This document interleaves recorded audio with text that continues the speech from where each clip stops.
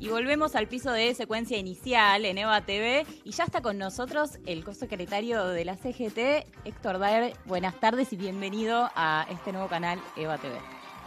Buenas tardes a todos y todas y muchas gracias por la invitación.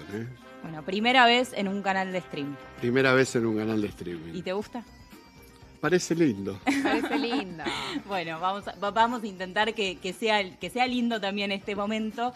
Y bueno, venimos de meses muy movidos y tenemos muchas cosas para preguntar, pero primero un poco sobre el diagnóstico de este gobierno, ¿no? Que a veces parece que la CGT se sacó todos los números, ¿no? Milei le pega a los derechos humanos, le pega a los sindicatos, le pega a la casta, le pega a los sindicatos, le pega al feminismo, le pega a los sindicatos, hasta le pega al ALI, le pega a los sindicatos, ¿no? Están como anotados siempre en esa lista de Milei para pegarles primero. A ver, el tema es el concepto que tiene este gobierno, ¿no? Digamos, es una situación inédita donde alguien se hace cargo del Estado para detestar al Estado, ¿no? Digamos, esto no tiene antecedentes en la Argentina ni en el mundo. Un país con un Estado retirado contradice inclusive hasta las propias normas del liberalismo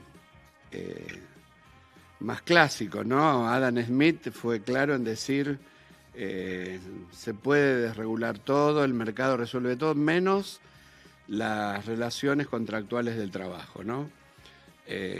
Con lo cual, en esta suerte de desaparición del Estado, claramente el sistema no cierra con el modelo sindical argentino, que es un modelo que participa de la puja distributiva sectorial, participa del desarrollo social de cada una de las familias de trabajadores y trabajadoras y aparte tiene una clara mirada de país que la discute y participa y quiere un determinado país con un perfil de desarrollo, etcétera, etcétera, que viene acunado con un tema cultural de medio siglo, de la mitad del siglo pasado para esta parte, ¿no? Así que, digamos, las características propias de la Argentina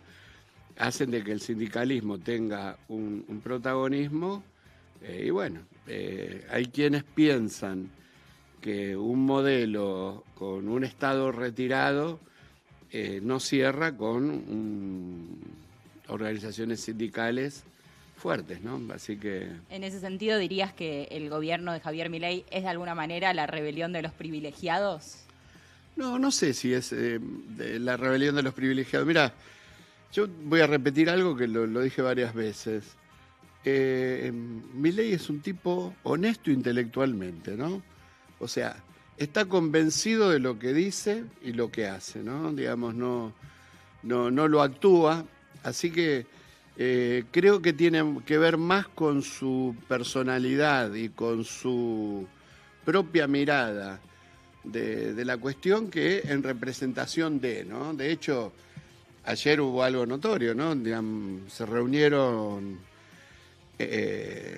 AEA reunió a los vastos dueños de la Argentina y no estuvo presente, ¿no? Me parece que en cualquier otro escenario el presidente hubiera estado presente, ¿no?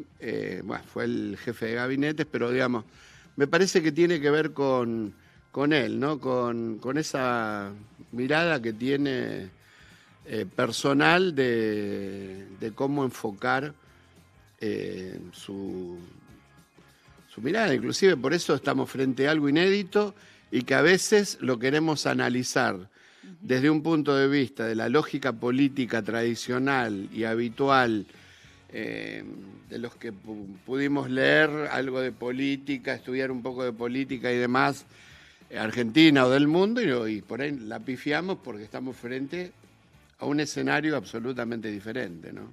Bueno, en ese escenario, ¿no? Hubo distintos momentos desde que empezó el gobierno de Javier Milei.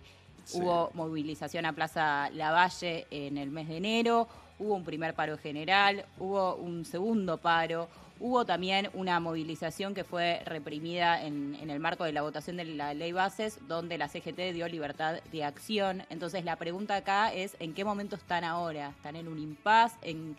Ayer se juntaron con Julio Cordero, secretario de Trabajo. ¿Qué le pidieron al gobierno? ¿Cuál fue la respuesta? A ver, hubo más cosas, ¿no? El 8 de marzo se movilizaron las compañeras, el 24 de marzo creo que construimos si no fue la más grande, una de las movilizaciones más grandes en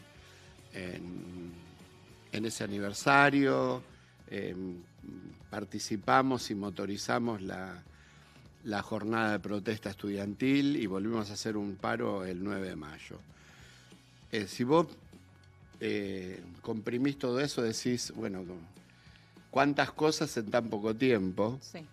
Y a pesar de todo, el Congreso primero se pudo frenar un DNU en la justicia, que era la primera medida que vos hablabas, la primera movilización, que fue presentar ante tribunales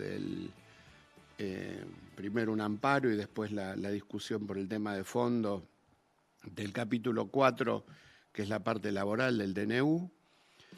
Después trabajamos políticamente, digamos, la estrategia fue la política, la justicia y la acción sindical, ¿no? Y fue ahí que también pudimos lograr que la ley ómnibus primaria, que contenía una cantidad impresionante de cosas mucho mayor a la que terminó saliendo, se pudiera frenar. La ley bases se pudo lograr lo que se logró. Fue muy difícil, mucho más difícil hacer acuerdos interbloques en el Congreso.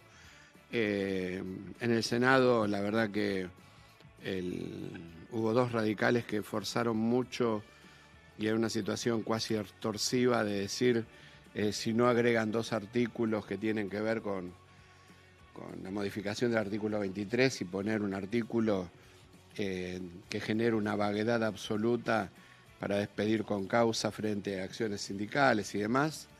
Bueno, cerrado todo ese momento y con una ley, las preocupaciones siguen siendo las mismas. ¿Por qué le pedimos una audiencia al secretario de Trabajo?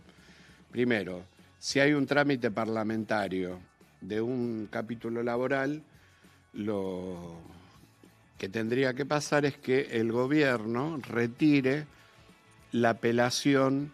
Nosotros tenemos fallo definitivo de Cámara sobre el capítulo 4 del DNU. Esto lo quiero explicar para que se entienda bien. Pero el DNU está vigente y ese capítulo está suspendido. Si ustedes hoy entran en cualquier lugar donde está la legislación, aparecen las modificaciones, aún en el tema laboral, del DNU. Digamos, está suspendida la aplicación del capítulo laboral, pero todo el DNU está vigente. Y la verdad que si hubo un trámite parlamentario y si el gobierno está hablando de la voluntad de conversar, etcétera, etcétera, lo primero que tiene que hacer es retirar la apelación. Porque pareciera también de que no hay una relación muy clara en estos días, en términos políticos, entre la Corte Suprema y el propio gobierno, ¿no? Entonces, no sea cosa que terminemos con esos derechos en la mesa de saldo. ¿Hay mucha diferencia, perdón, entre el capítulo laboral del DNU y la reforma laboral que sale en la ley bases? Sí, es el día y la noche, sí. El DNU tenía temas individuales, temas colectivos, temas de acción sindical y el de financiamiento de las organizaciones sindicales. Cuando hablamos de financiamiento es hacerlas desaparecer, ¿no? Sí. Esto no, digamos, lo que acaban de aprobar en la ley bases no es que estemos de acuerdo bajo ningún punto de vista, pero no tiene nada que ver con lo que fue ni el DNU ni lo que fue el proyecto que presentó el diputado de Loredo con algunos más del bloque radical en la Cámara de Diputados por afuera de la ley bases, ¿no? Y hubo algunas versiones, perdón, que decían que se podía judicializar esto. ¿Es así? A ver, para que te termino de contar Sí. esto, digamos. Entonces, ahí en paralelo también se retoma el tema ganancias. ¿Cuál es el marco de judicialización que puede existir? Es la discusión sobre una cuestión de procedimientos, de cómo se aprueba una ley que tiene que ser de aprobación bicameral. Tiene una cámara de origen y una cámara de revisión. Bueno, cuando la cámara de revisión rechaza, acá está la discusión si no rechazó una ley, si no rechazó artículos que fueron ratificados de vuelta por la cámara de orígenes. Bueno, ahí hay todo un vacío legal que algunos compañeros creen que se puede actuar. Primero, es un tema constitucional o de índole procesal, digamos, de la formación de una ley, que tiene que generarse el hecho consumado que vos estés ante la afectación de ese tema para poder actuar, ¿no? Con lo cual no es un tema fácil. Y después está ganancias. Sí. Ganancias tiene primero una cosa irracional, ¿no? Si era 1.800.000 el punto de partida en diciembre, no puede ser 1.800.000 en agosto cuando la pongan, o en julio cuando la pongan en vigencia, cuando tuvimos un 70% de inflación. Y con respecto al tema de acción, vuelvo a repetir, se puede accionar individualmente, plurindividual, por actividad. Lo que se carece es de legitimidad colectiva, como sí tuvimos desde la CGT cuando fuimos por el capítulo laboral, ¿no? Es un tema muy técnico, sí, pero inclusive los gremios que habían pensado en hacer una cosa totalmente colectiva lo están haciendo partiendo de cuestión de pleitos individuales para ir viendo. El problema no es la justicia, el problema es que terminemos resolviéndolo los temas, ¿no? Porque por ¿cuáles eso, son los que más te preocupan? A ver, nosotros fuimos a plantear dos cosas que queríamos que resuelva el gobierno.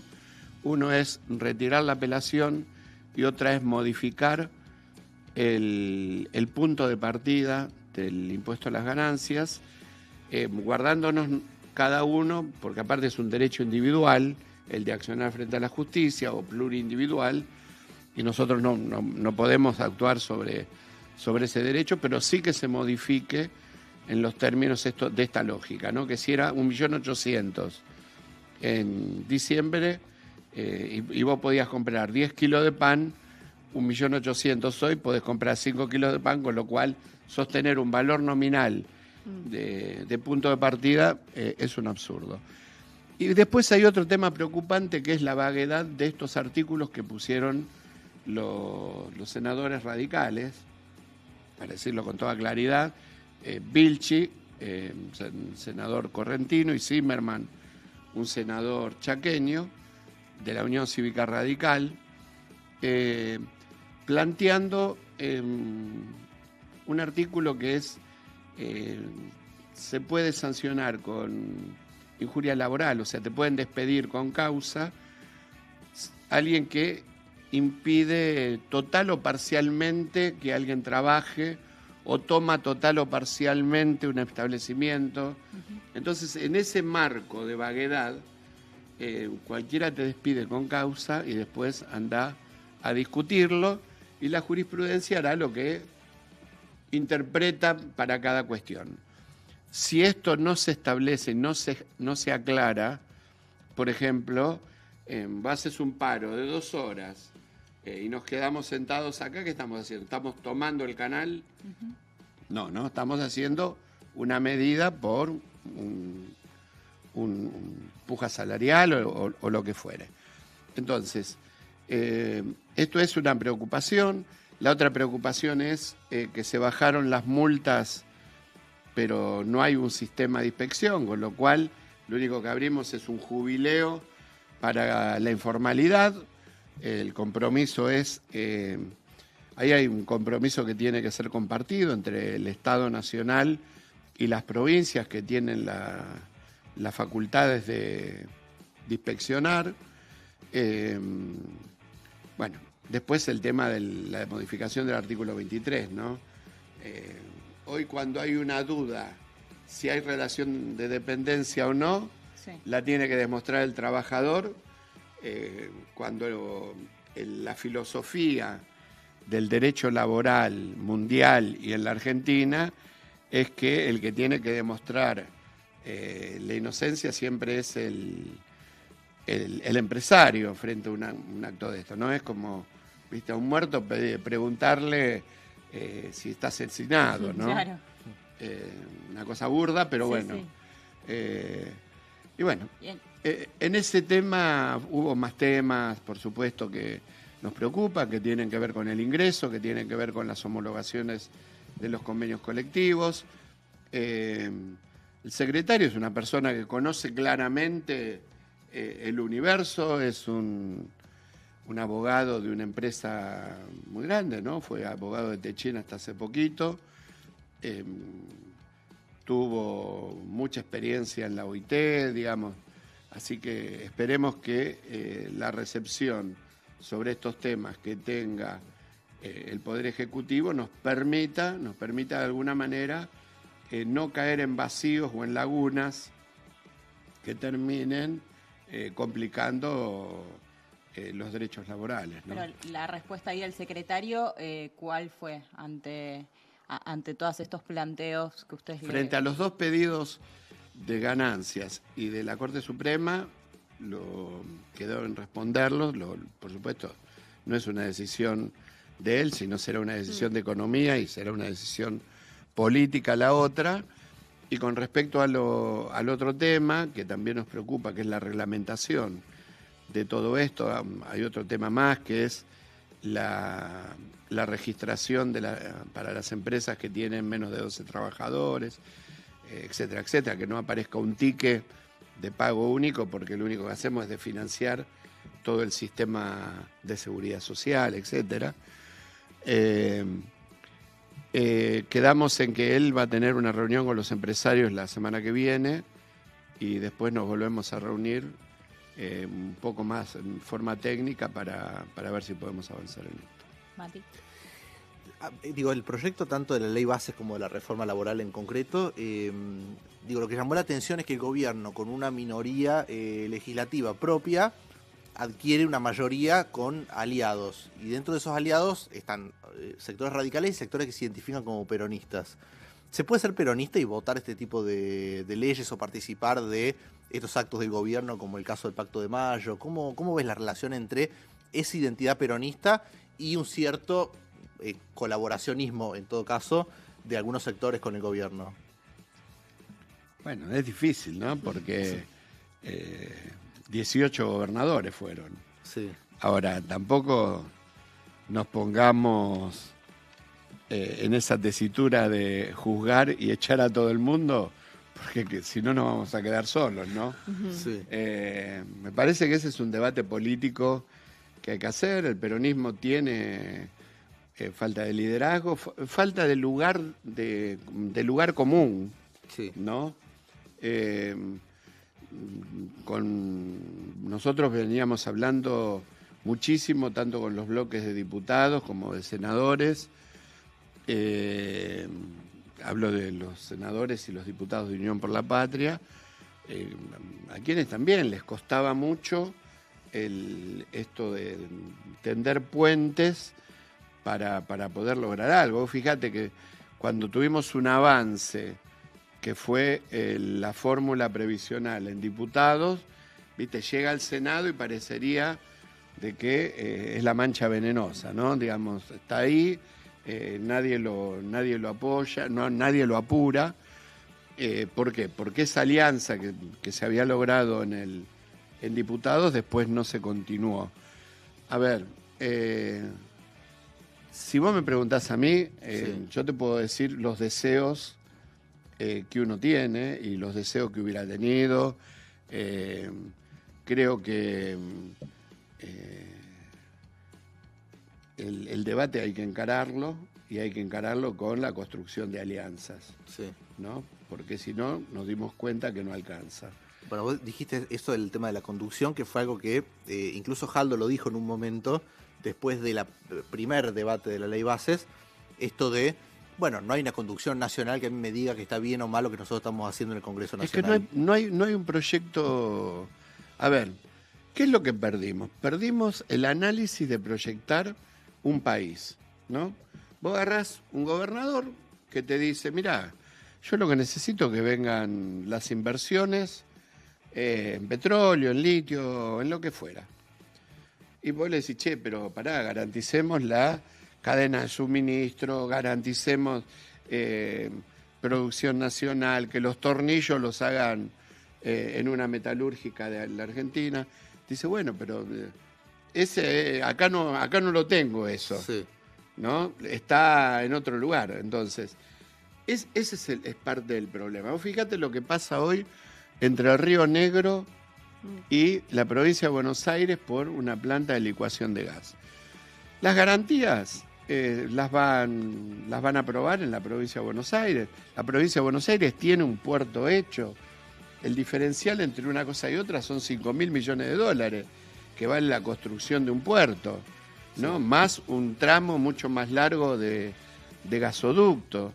Entonces, vos decís, che, alcanza con levantar la mano primero y llevarle la manzana a la maestra, o tenemos que pensar el desarrollo integral del país, ¿no? Me parece que eso es parte de lo que nos está faltando, y bueno, esto también hay que asumirlo, ¿no? La derrota que sufrimos la sentimos y todavía no hubo un reacomodamiento en el PJ. Tuvimos la posibilidad de intentar, bueno, el expresidente renunció a la presidencia del PJ, Alberto, y bueno, ahí estamos, ¿viste? Digamos, vuelven a aparecer también discusiones muy atemporales en términos políticos y que de alguna manera no permiten que podamos desarrollar un esquema y una idea de construcción que no solo tiene que ver con lo que hagan los dirigentes, sino tiene que ver con la relación con la sociedad y volver a generarle al pueblo argentino, ¿no?, la ilusión de que se puede vivir con justicia social. Digamos, ese eje es el que hay que materializar en el debate público. Sí. ¿Dónde ves las discusiones atemporales? ¿En internas, por ejemplo? Sí, pero a ver, las internas no son, a mí no me preocupan porque sí. Lo que me preocupa es que los matices terminen determinando gestualidad política que no suma y que erosiona. Y me parece que es atemporal porque proyectar una discusión en estos días tan adelantada me parece absurdo. Y en esto de proyectar un país, ¿cómo ves este esquema macroeconómico anti-industria, de apertura de importaciones? ¿Cuál es ese impacto en el empleo industrial, por ejemplo, que es uno de los sectores que hoy están siendo más golpeados? Porque ahí es muy difícil pensar que se puede proyectar un país si no hay empleo, producción, salarios, industria. ¿Cómo ves ese cuadro y la viabilidad? Pero ese cuadro que vos describís es el gobierno. Los que tenemos que proyectar algo distinto somos nosotros, ¿no? El gobierno, por supuesto, el gobierno, cuando hablan de hojarasca, están hablando de la regulación absoluta de la economía. Alguna vez alguno dijo, si nos vamos a comer la fantasía de ser ciudadanos del mundo, nos vamos a equivocar, ¿no? Porque somos argentinos en el mundo. Entonces, hay temas de escala, hay temas de dumping, hay temas de monopolios, hay un montón de cuestiones que Argentina no necesariamente tiene que cuidar. Por eso la permanente discusión sobre el Tratado Unión Europea-Mercosur, digamos, las asimetrías que tiene el mundo están muy manifiestas en nosotros. Y esto lo demuestra no una economía cerrada como se puede llamar, ¿no? Europa acaba de decirle a China, no entran los autos eléctricos, y Estados Unidos le dice a China, acá no entran los autos eléctricos. Y Trump en su momento le dijo a la Harley Davidson, o la fabrican acá o no venden una moto más en Estados Unidos, digamos. Entonces, mirar para adentro, ¿no? Tiene que ver con un modelo de país. Y ese modelo de país tiene que ver con el desarrollo y con valor agregado, ¿no? Esta cuestión de los commodities puede ser una coyuntura muy chiquita. Mira, un gobernador me decía, porque, viste, hablamos del litio, ¿no? Me dice, mirá, dice, el litio es un pancho. El cobre es un choripán y el oro, es caviar, ¿no?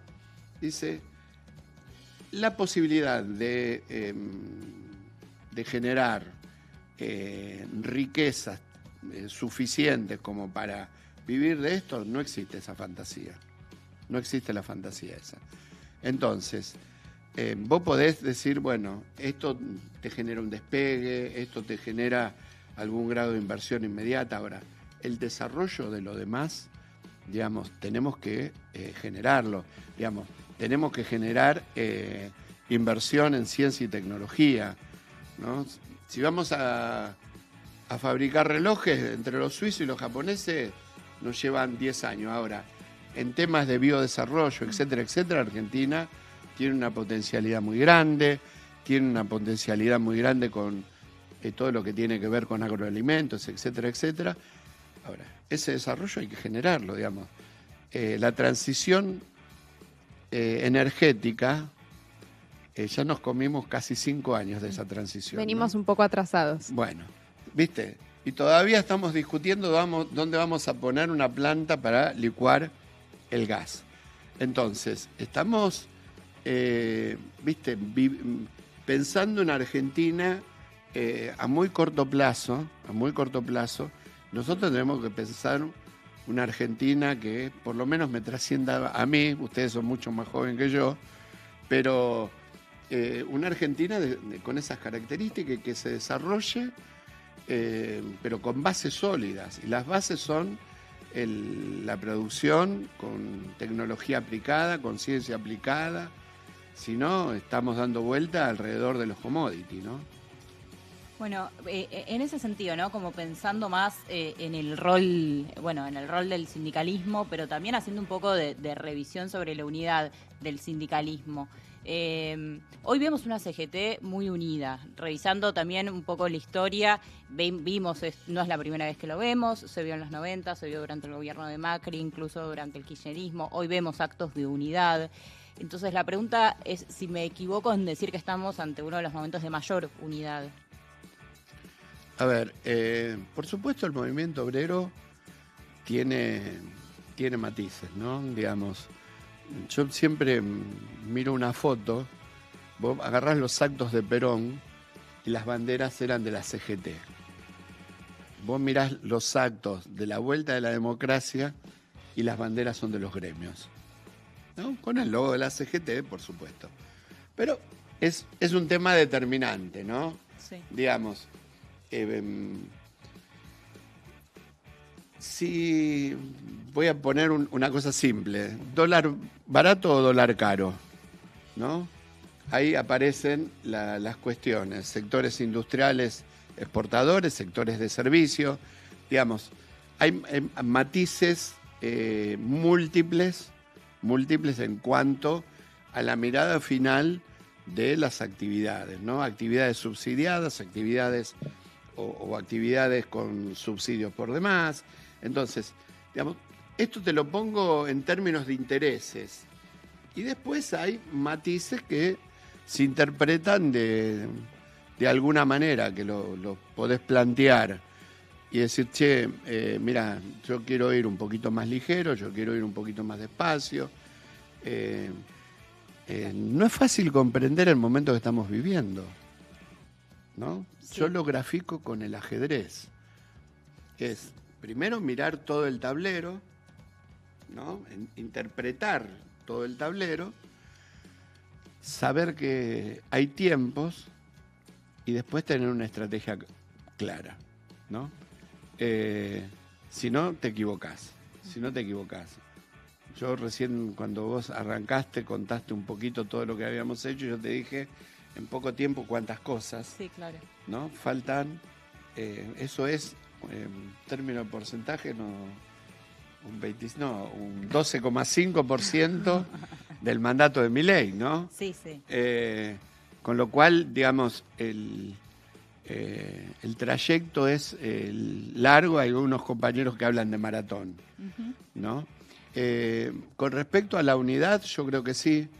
Yo creo que hay un grado de comprensión. Hubo una transformación muy grande, se comprendió la unidad, se incorporó una gran cantidad de compañeras dirigentes a la mesa de conducción de la CGT, así que, digamos, hay una evolución muy grande y me parece que también eso jerarquiza un poco el funcionamiento y todos sabemos lo mismo, ¿no? Todos tenemos claro que esto no se puede romper, Claro. ¿no? Porque ante la desorganización que existe en muchos sectores institucionales de la sociedad, si nos rompemos nosotros es como que... Bueno, no quiero decir que somos los únicos que quedamos, pero medio parecido. no puedo dejar pasar algo que recién dijiste que me dispara una pregunta en relación a que uno a veces ve que a la CGT se le pide que sea más combativa, ¿no? Y la CGT, mientras tanto, sigue estando en el centro de la escena y para bien o para mal, más combativa, menos combativa. Digo, hoy son los que están junto a otras centrales sindicales y movimientos sociales, están sobrellevando esta situación, son resistencia al gobierno. Entonces, en relación a lo que decías, mi pregunta es cómo se administran estas presiones y tensiones internas. A ver, mucho se habla, ¿viste? Cuando te dicen la gente, Sí. ¿no? Le pongo entre comillas. Hay interpretaciones de compañeros y de compañeras o de gente, ciudadanos, que cree que la administración del conflicto es una cosa pasajera, medio irresponsable, que, ¿no? Te dice, che, no afloje, y hacele paro, ¿viste? Por ahí el que te lo está diciendo es porque no tiene laburo por ahí, ¿no? ¿No? No es fácil administrar el poder de presión que significa la acción sindical frente a una sociedad que está partida inclusive, ¿no? Digamos, yo no quiero hablar de porcentaje, pero a veces está para un lado el 50 y 50, para a veces 60-40, a veces 40-60, no importa. Pero digamos, hay una sociedad que está partida, hay un concepto humano que es el de supervivencia, con lo cual la gente siempre tiene esperanza, así que, ¿no? Y algunos te tabulan la esperanza, te dicen, bueno, el 20% va a esperar 2 meses, el 25% va a esperar 3 meses, el otro va a esperar 6 meses. Y cuando llegaron los 6 meses va a esperar 2 meses más, ¿no? Entonces, a ver, lo que hay que hacer es saber que representamos trabajadores, que representamos intereses concretos, que esto es lo que nos diferencia de muchos sectores. nosotros tenemos en claro lo que representamos, ¿no? Representamos trabajadores formales y trabajadores informales. Ahora, tenemos intereses concretos que representar, ¿no? Digamos, por eso a veces cuando te quieren englobar, a veces también nos corremos un poco, ¿no?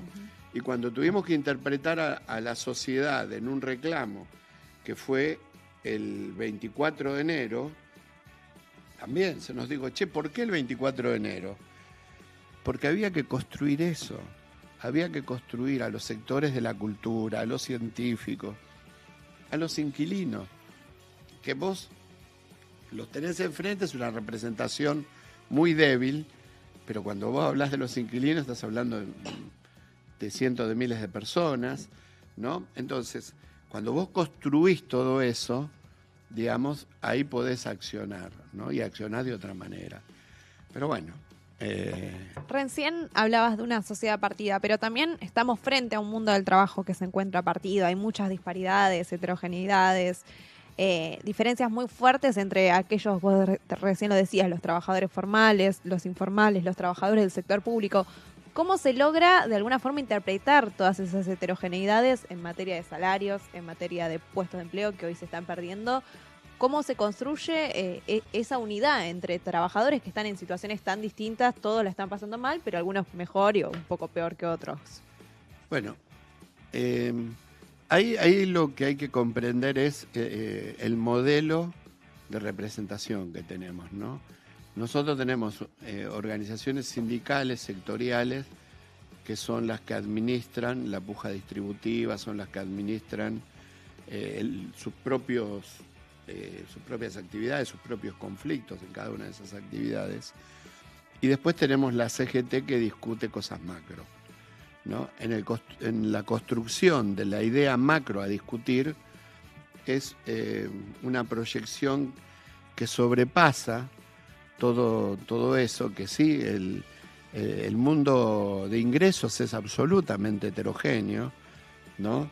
Por supuesto, en estos últimos tiempos hubo pocos sectores que quedaron arriba y muchos sectores que quedaron abajo de la meseta, pero esta es la realidad, ¿no? Cuando vos ponés por delante temas mucho más estructurales, ahí es donde podés minimizar esas diferencias y podés encolumnar a todos los sectores, ¿no? Porque si no es muy difícil. Si cada uno de los conflictos sectoriales interfieren en la estrategia global de todos los trabajadores, tendrías una aquelarre ahí, ¿no? Muy difícil de manejar, ¿no? Héctor, el foco del problema tal vez está siendo la caída del empleo. ¿Los problemas hoy se están acumulando o se están resolviendo? La caída del ingreso creo que es el peor, ¿no? Porque me parece que la caída del ingreso es la que genera el estado recesivo que genera la caída del empleo. A ver, ¿qué es lo que se pudo resolver? Algunas cuestiones de la obra pública que fueron transferidas a las provincias. En esto quiero destacar la provincia de Buenos Aires, ¿no? Digamos que se hizo cargo de un montón de la continuidad de un montón de obras. Hubo otras provincias que también lo hicieron, porque ahí fue el impacto mayor de la caída de empleo, ¿no? Cuando dijeron no hay más obra pública, fueron casi 100.000, un poquito más de 100.000 trabajadores que de un día para el otro las empresas le dijeron vayan a cobrar el seguro de desempleo, ¿no? Bueno, esto se está reponiendo. Ahora, lo que no se repone es el sector productivo. Hubo sobreestoqueo de muchos sectores, ¿no? Inclusive el tema metalúrgico, el siderúrgico, que se han sobreestoqueado y hoy te plantean suspensiones, también con la perspectiva de no bajar los precios, ¿no? Vos agarrás, vas a comprar o comparás el precio de una abertura de aluminio hoy y la comparás de hace 6 meses y vos decís, aumentaron en dólares lo que no aumentó nada. Entonces, la macroeconomía de nuestro país también tiene un gran desfasaje que yo creo que la encerrona es esa, ¿no?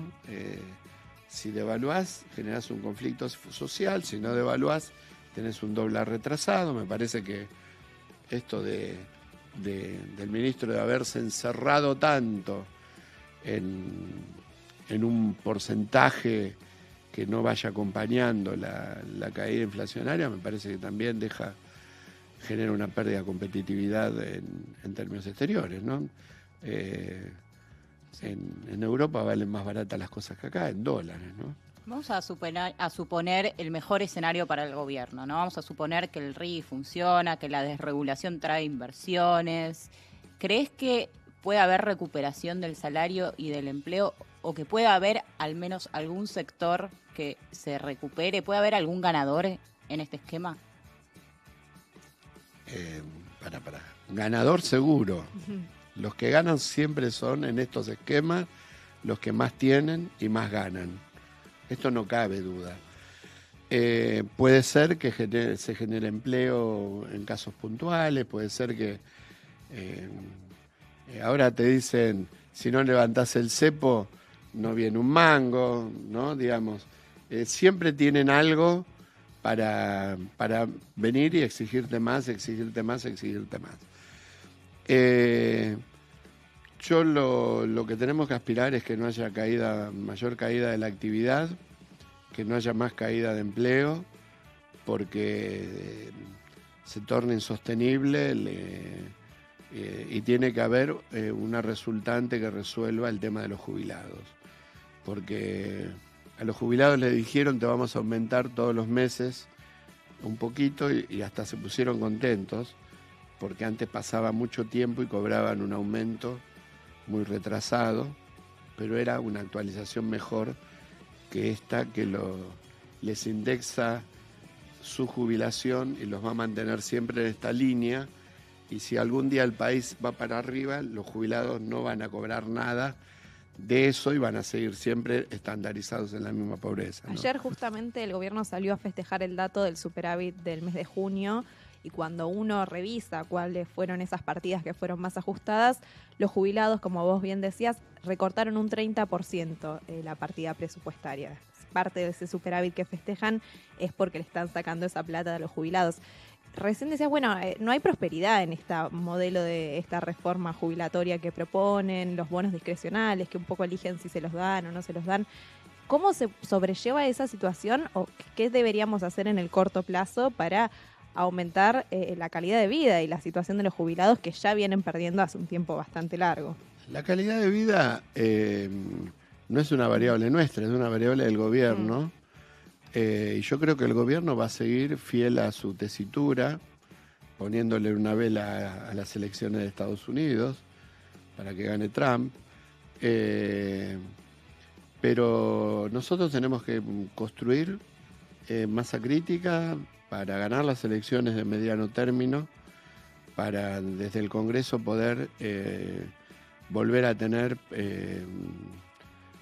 asignaciones, porque acá el tema es otro. Acá el modelo es justicia social o liberalismo, o no liberalismo, ¿cómo es que le dicen? Bueno, libertario, sí, libertad. No sé cómo sería. No, libertad no. La libertad es una bandera muy noble que está utilizada con otros fines, ¿no? Porque la libertad y la liberación la mamamos desde la cuna. ¿Ves un correlato de costo político de todo esto que describimos en la relación del gobierno con los trabajadores? Porque el gobierno se escuda en esto de, bueno, nosotros por ahí está en contra de nosotros, cierto sector del círculo rojo, los dirigentes sindicales, pero después dice hacia abajo y muestran encuestas, estamos bien, digamos, a la gente que por ahí estos sectores representan. ¿Qué ven ustedes en los trabajadores? ¿Empieza esta impaciencia con respecto a las medidas económicas? ¿O el gobierno tiene razón en que tiene apoyo en los sectores medios o bajos? No. A ver, el gobierno tiene, digamos, un relato muy claro todavía le echa la culpa a lo anterior. Parte de la culpa la tenemos nosotros, ¿no? En seguir hablando mal de nuestro propio gobierno, que pueden, digamos, ¿viste? Cuando se plantea permanentemente el tema de la autocrítica, bueno, ¿viste? Tanto dar vuelta a eso, lo único que hacemos es fundamentar todo lo que se hace ahora. ¿Qué es lo que tenés? Y tenés debates varios. Hay cosas que fueron muy, muy astutas con respecto, por ejemplo, a la mirada del Estado, ¿no? Cuando vos decís, despiden 3 personas de tal lugar, ¿viste? Entonces pasamos a discutir el despido de 3 personas y no pasamos a debatir cuál era el rol que cubría esa oficina que tenía esas 3 personas para, como terminal del Estado, para asistir en X cosas, ¿no? Entonces, no discutimos el rol del Estado y discutimos si hay despidos o no en el Estado y demás. Ese es uno de los problemas. Y que el gobierno, en esta cuestión de demonizar al Estado, no le ha ido mal, ¿no? Digamos, esto es uno de los termómetros. Ahora, bueno, después la realidad te va tocando, ¿no?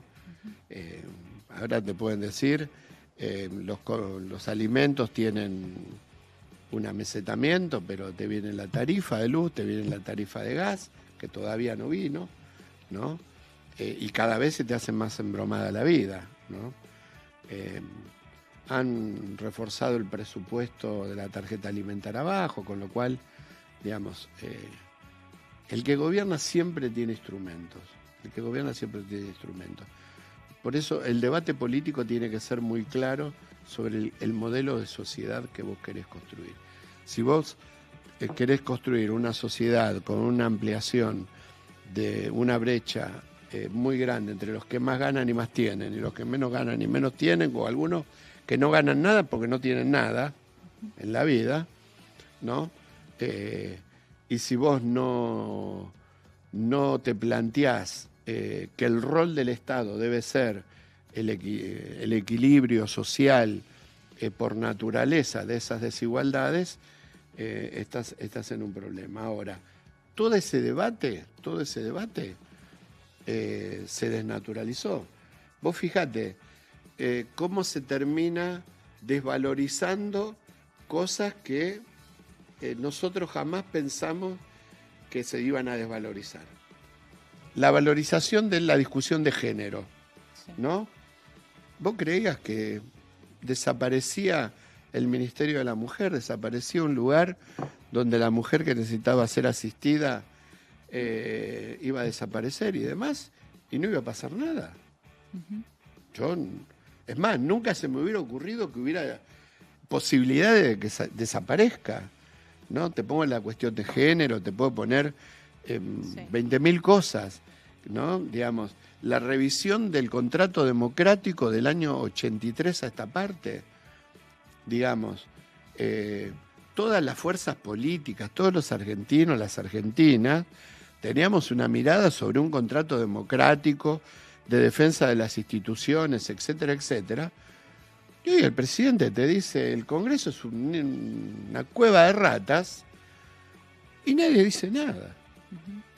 ¿Me entendés? Y no se debate, y no se discute.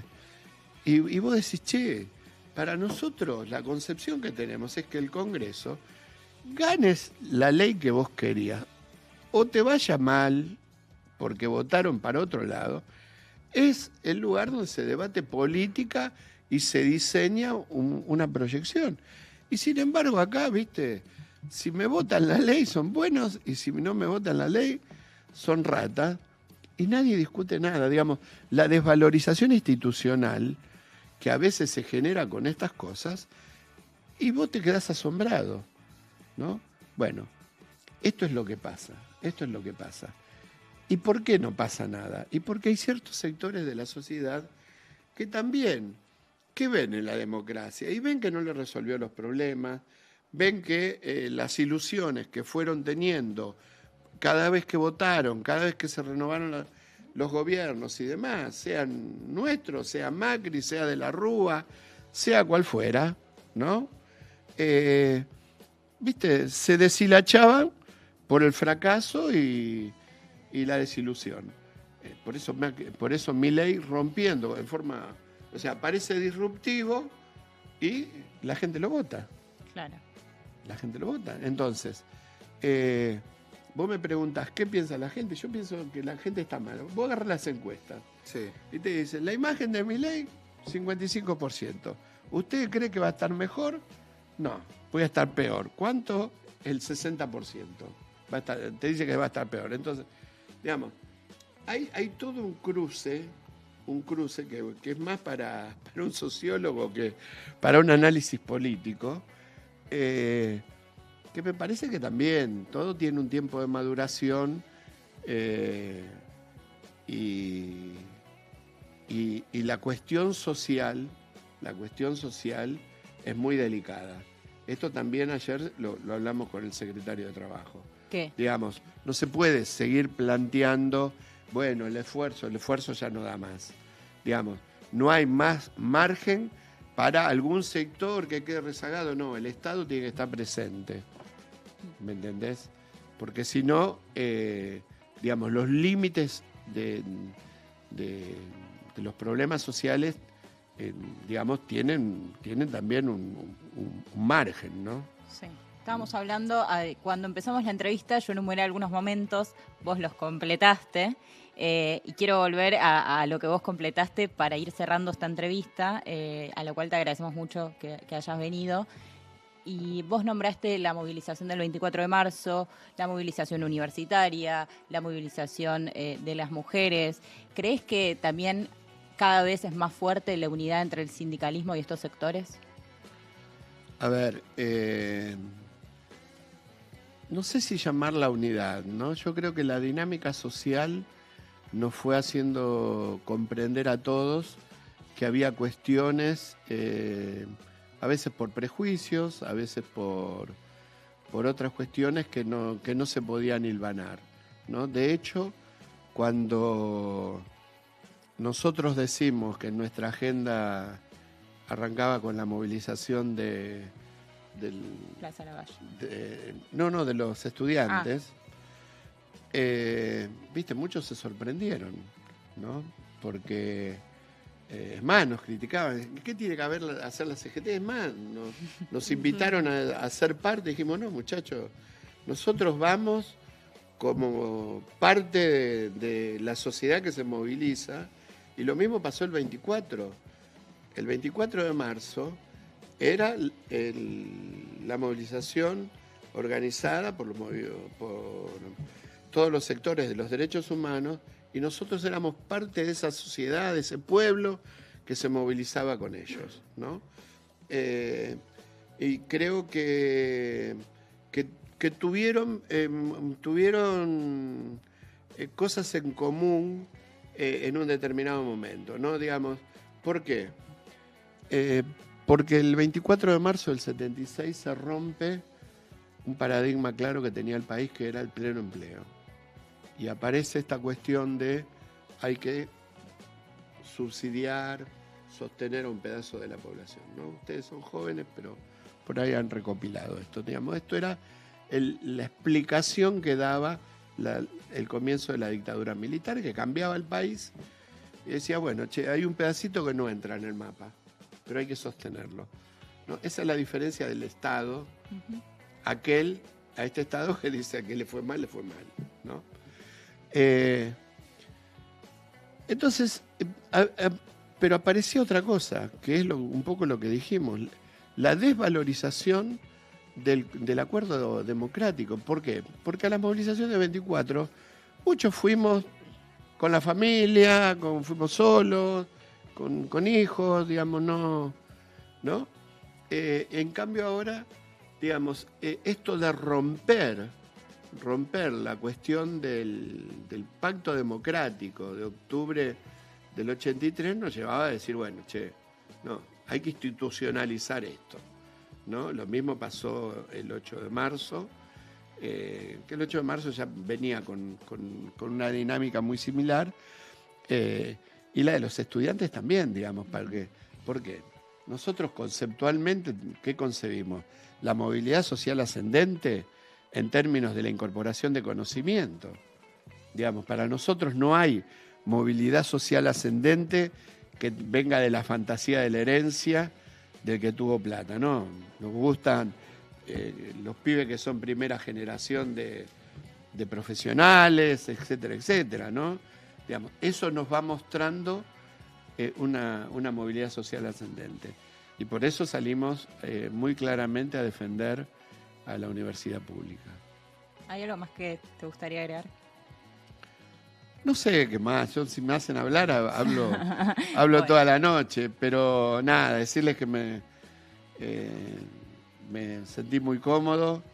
Desde la conferencia de prensa de ayer no hablé con nadie, así que le tengo que pedir perdón a todas las compañeras y compañeros periodistas que me llamaron durante las radios de la mañana y de anoche y demás, y hoy a la tarde, que no atendí, no atendí por temas de trabajo también, ¿no? Bueno, así que muchas gracias por haber estado con nosotros en Secuencia Inicial por EVA TV, y los invitamos a todos a que sigan las redes sociales. Van a poder ver esta entrevista de nuevo, van a poder ver partes de esta entrevista, y esperamos también los comentarios de todas y todos sobre bueno, lo que estuvieron viendo a lo largo del programa y lo que van a ver después de la tanda también. Así que nos vamos a un breve corte y ya estamos de vuelta.